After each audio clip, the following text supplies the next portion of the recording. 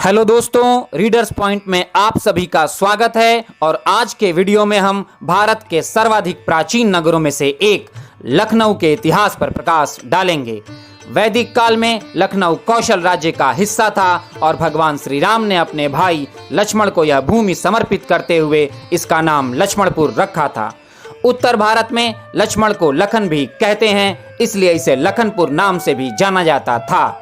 11वीं शताब्दी तक इसे लक्ष्मणपुर या लखनपुर के नाम से जाना जाता था। आदि गंगा के नाम से जाने जाने वाली गोमती नदी के तट पर बसे इस प्राचीन नगरी की स्थापना भगवान श्री रामचंद्र जी के अनुज लक्ष्मण जी ने की थी, जो बदलकर कालांतर में लखनऊ के नाम से जाना जाने लगा।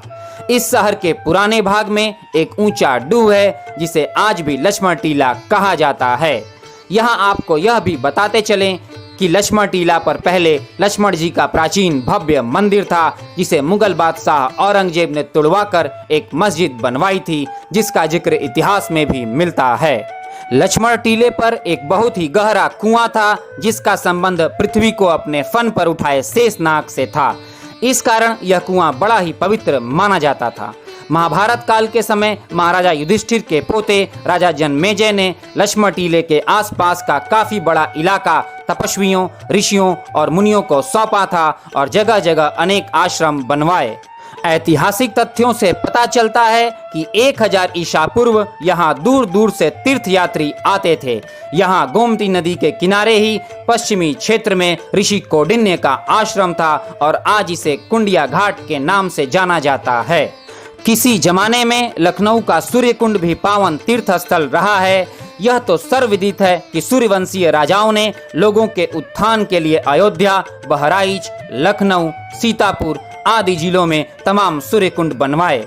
आईने अकबरी में भी इस कुंड के धार्मिक महत्व के बारे में लिखा गया है। इस कुंड के चारों ओर एक विशाल मेला लगता था और इस कुंड में स्नान मात्र से ही लोग शारीरिक पीड़ा व भयंकर बीमारियों से निजात पाते। इस कुंड की बड़ी मान्यता थी और मुंडन तथा नामकरण जैसे तमाम धार्मिक संस्कार इसी कुंड के पास करवाना उत्तम माना जाता था। आज भी कार्तिक स्नान पर एक विशाल मेला कुंड के इर्द गिर्द लगता है, जो तकरीबन 1 महीने तक चलता है। हाँ, पर अब सूर्य कुंड के बजाय गोमती के तटों पर लोग स्नान करते हैं। सन 1350 के बाद से लखनऊ और अवध क्षेत्र के कुछ हिस्सों पर दिल्ली सल्तनत, शर्की सल्तनत, मुगल साम्राज्य और ब्रिटिश राज का शासन रहा है। यह क्षेत्र सन 1394 से 1478 तक जौनपुर की शर्की सल्तनत का हिस्सा था। 1555 के आसपास विदेशी आक्रांता हुमायूं ने इसे मुगल साम्राज्य का हिस्सा बना लिया। 1719 तक अवध का सूबा मुगल साम्राज्य का एक प्रांत था, जिस पर सम्राट द्वारा नियुक्त गवर्नर का नियंत्रण होता था।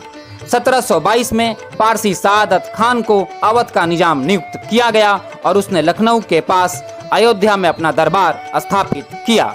लखनऊ के वर्तमान स्वरूप की स्थापना नवाब आसुफदौला ने 1775 ईस्वी में की थी। अवध के शासकों ने लखनऊ को अपनी राजधानी बनाकर मुस्लिम वास्तुकला से इसे समृद्ध किया। बड़ा इमाम बाड़ा, छोटा इमाम बाड़ा, रूमी दरवाजा और जामा मस्जिद इस अवधि के दौरान बनाए गए स्मारकों के उल्लेखनीय उदाहरण हैं।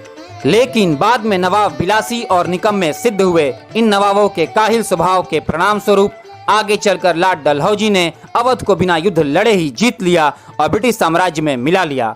सन 1850 में अवध के अंतिम नवाब वाजिद अली शाह ने ब्रिटिश अधीनता स्वीकार कर ली।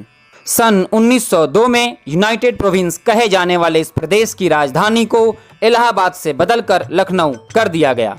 प्रदेश का उच्च न्यायालय इलाहाबाद ही बना रहा और लखनऊ में उच्च न्यायालय की एक खंडपीठ स्थापित की गई। आजादी के बाद 12 जनवरी सन 1950 को पुनः इस क्षेत्र का नाम बदलकर उत्तर प्रदेश रख दिया गया और लखनऊ इसकी राजधानी बनी रही। लखनऊ शहर अपनी खास नजाकत और तहजीब के लिए जाना जाता है। इसे नवाबों का शहर या तहजीब का शहर भी कहते हैं। यह भारत के चंद प्राचीन शहरों में से एक है और यह क्षेत्र आम के बाग तथा चिकन की कढ़ाई के काम के लिए दुनिया भर में विख्यात है। दोस्तों, आज के वीडियो में बस इतना ही और ऐसी रोचक ऐतिहासिक तथ्यों की जानकारी के लिए आप हमारे चैनल को सब्सक्राइब कर लें। धन्यवाद।